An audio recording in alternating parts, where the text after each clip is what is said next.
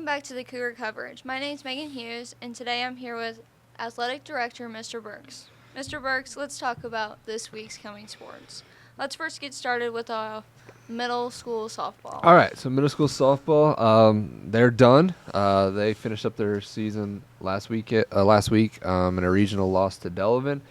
We did have a big group of 8th grade girls, so I'm looking forward to seeing what that group can do in high school. We were also playing some young girls, and I know we got the 5th grade and the 4th grade groups are pretty big coming up. So I think the future's bright. They just got to continue working hard and look for opportunities to get better. So. Yes, I totally agree. All right, let's go into middle school baseball. Middle school baseball, they picked up their 4th win of the season on Friday night at Delavan. It's been a banner year for the middle school baseball team. Most years they're getting one win has been a struggle, but this year they're playing really well. The kids have been working hard, and it's nice to see them get rewarded. So they're busy this week. They have a game tonight against Chester East Lincoln. Hopefully we can get a game on Wednesday. We're still searching for an opponent for a home game. And then they start regional play. So it's been a great year. Hopefully they can make some noise in regionals next week. Yes, of course.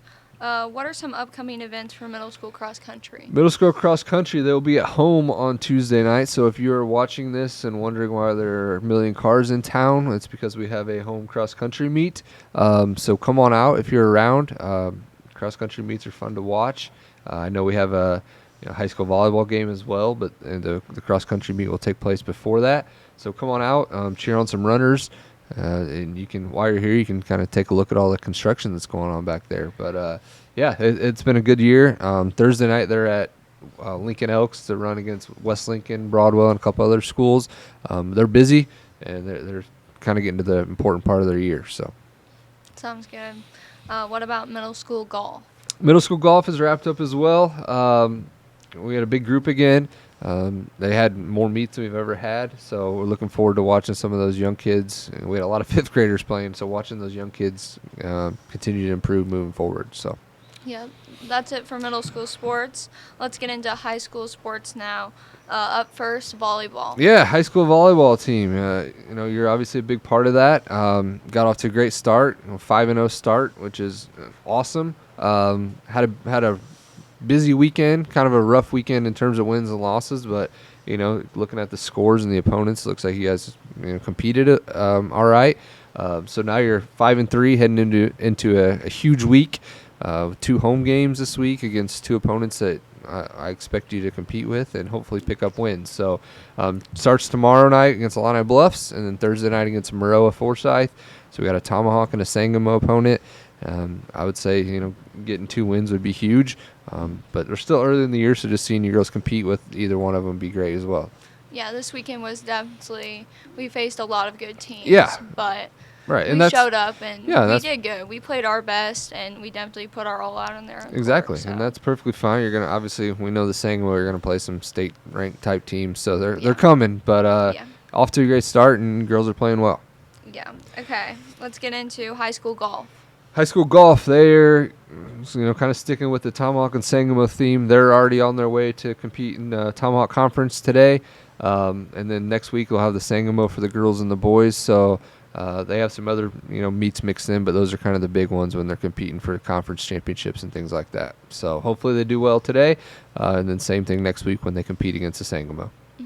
Next up, soccer. High school soccer, they're all over the place. Again, we co-op with Athens. We're sending a bunch of boys down, but they're kind of playing all over. They're at Decatur St. Teresa today. I know they picked up a huge win over the weekend, scored a ton of goals.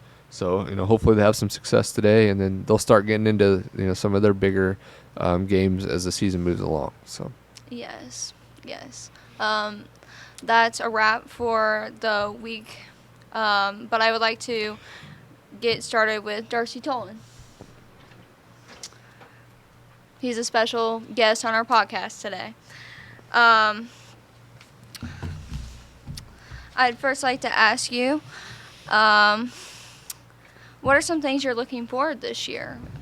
So, real quick, we can kind of go into a couple of last meets that we've had this past week. And so we were in Rushville on Thursday night.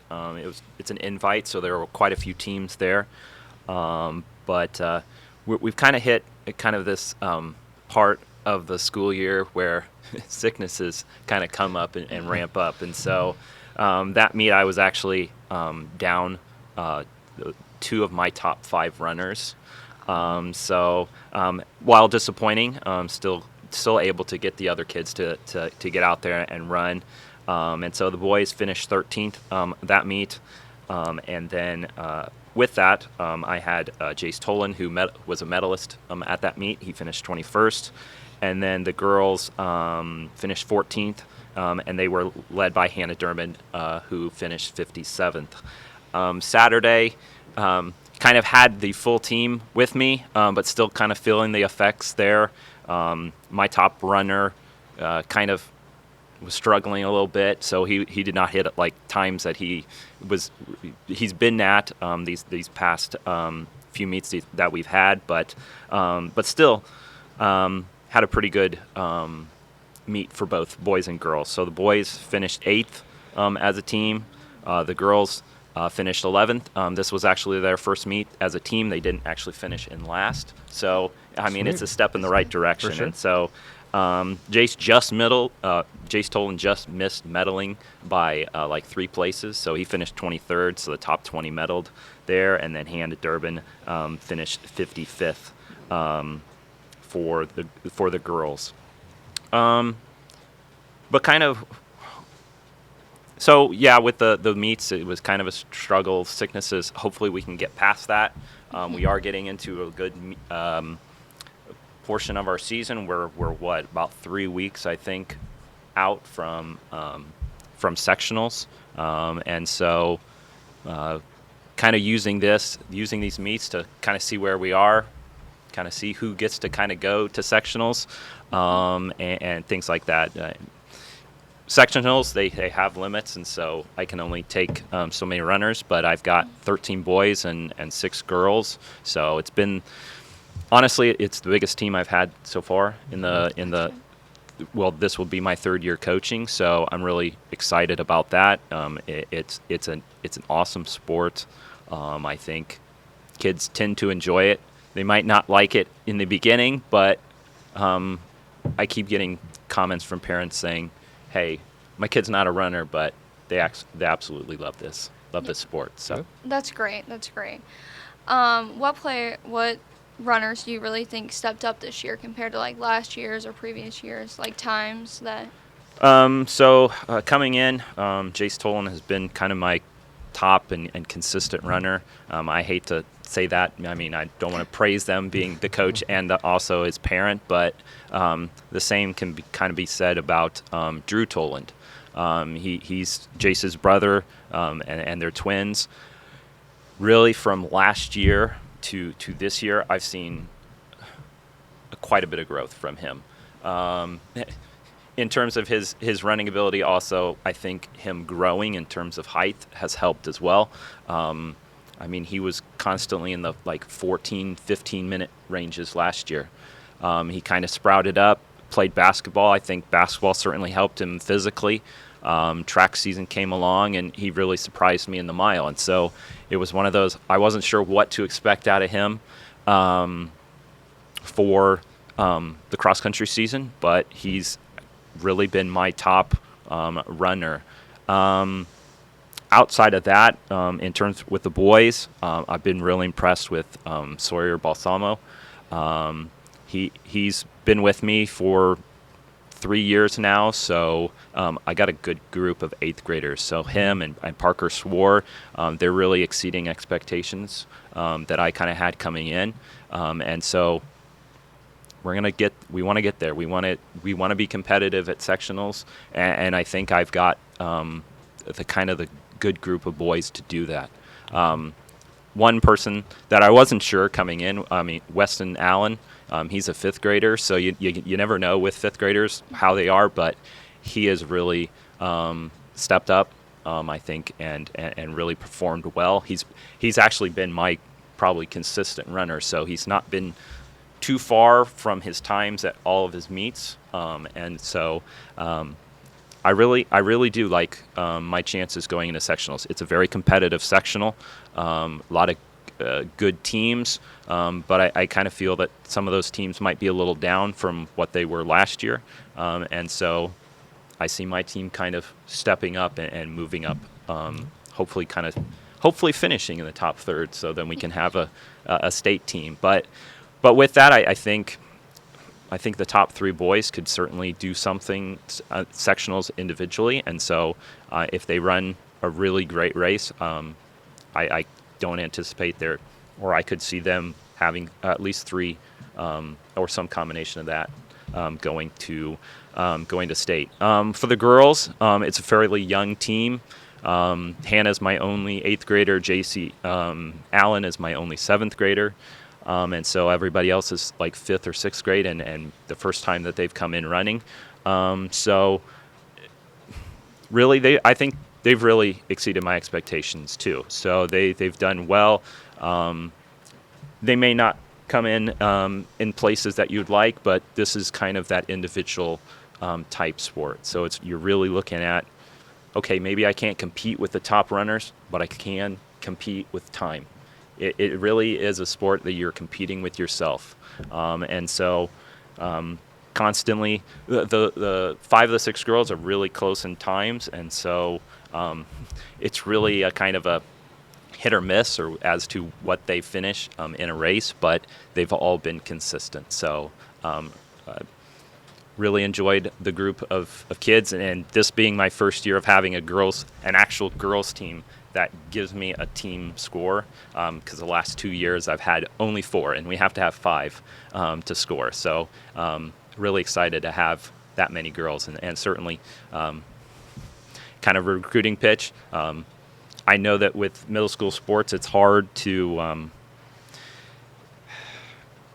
with the girls, there's so many sports that are going on, and so it makes it tough for small schools, but we make the most of what we've got, and I can say that that's what these girls are doing. That's great. That's great.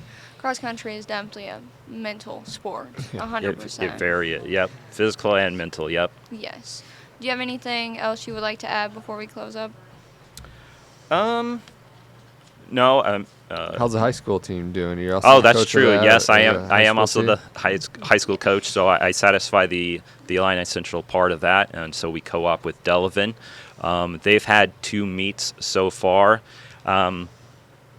They've kind of scaled back this year compared to last year in terms of the number of meets that we've had to this point, and that was really intentional. They really want to work on the physical side, being mentally prepared, being physically prepared, and so utilizing that time to be together as much as we can as a team, and kind of do things on our own without kind of meets dictating how we do things. And so they were in Clinton. It was a very unique a meet because they actually run that one at night.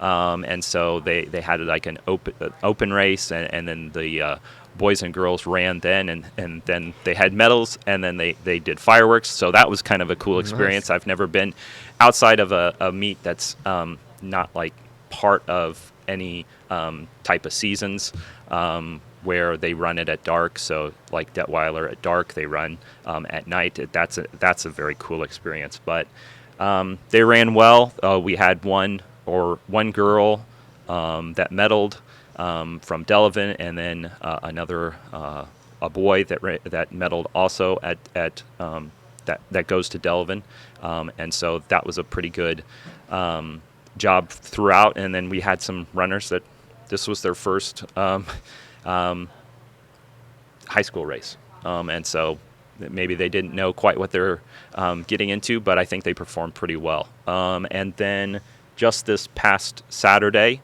while I was at Porta, the high school team also ran, and they ran at Detweiler, first to the finish invite, and that is a humongous race. Schools from all over the state come to that, and I think looking at it, I think the boys had over like 600 runners. Jeez. And so the girls are probably somewhere along that lines of how many runners came in. But The girls, I believe, finished 15th, which is great because they're running against a whole bunch of schools, a whole bunch of really good state-ranked teams as well, and so I think the girls ran pretty well, and then the boys they only have 3 runners, but they from what I saw that they all had their times better at this meet than they were at Clinton. But at the same time, cross country is hard to compare one race to the other because of just the differences between what the courses look like. Some are long, some are short, some are hilly, some are not. And so it's really hard to gauge or compare one race over the other one. But still, it's kind of a good feeling to know that, in a way, Clinton and Detweiler are fairly flat, and so you kind of can compare them. But it was good to see that there's been some steadily improvement along the way. And so high school doesn't race until they've got the week off again, and so no meets this weekend, but we kind of get into it here coming up after this past weekend. So we'll have a lot of Saturday races coming up, and kind of all the way up through regional, sectionals, and hopefully state. Yeah, for sure. Yes. All right. Is that all? Is that all for you, Mr. That's all I got. Burks? Yep. All right. Thank you for tuning in. Please pay attention to the next podcast. I'll see you next time.